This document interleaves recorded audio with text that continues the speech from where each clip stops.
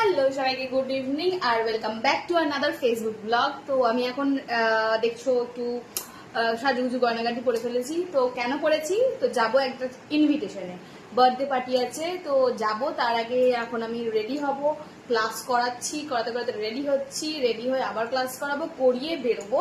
তো সবটাই তোমাদের সাথে আমি শেয়ার করবো। তো চলো দেখা যাক। একটু সাজুগুজু তো করতে হবে, বার্থডে পার্টি বলে কথা। একটু গালেতে লাল টুস লাগিয়ে দিচ্ছি যাতে একটুখানি লাল টুস লাগে।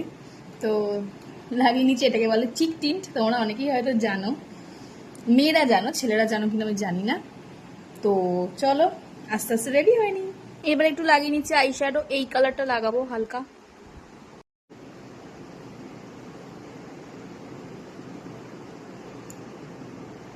এটাতে খুব মানে ডার্ক লাগছে, কিন্তু এতটা ডার্ক আমি লাগাচ্ছি না, হালকা করেই লাগাচ্ছি।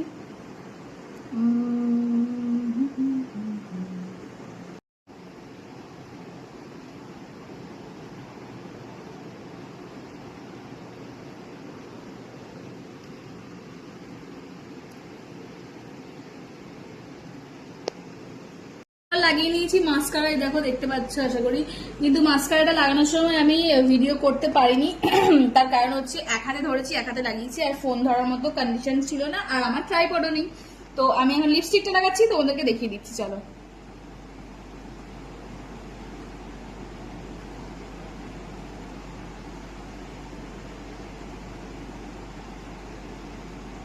এদিকে আমার আছে আয়না, আয়নাটা দেখেই লাগাই।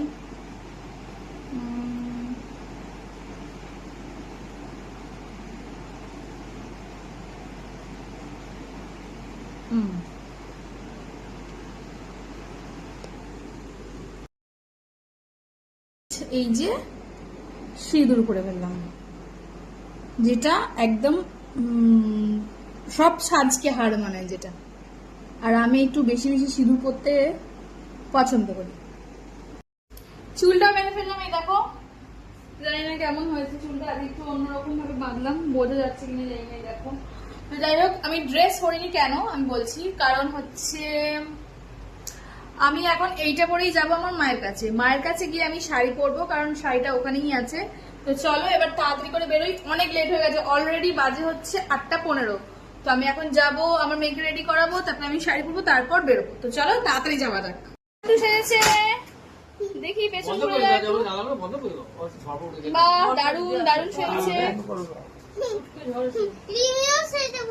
সবাই রেডি হয়ে গেছে, তো সবাই আমরা বেরোচ্ছি। সবাই বেরো এবার। চলো চলো, এইটা কিন্তু উঠলো ক্যামেরায়। এই চল রে, চলো হাত ধরো,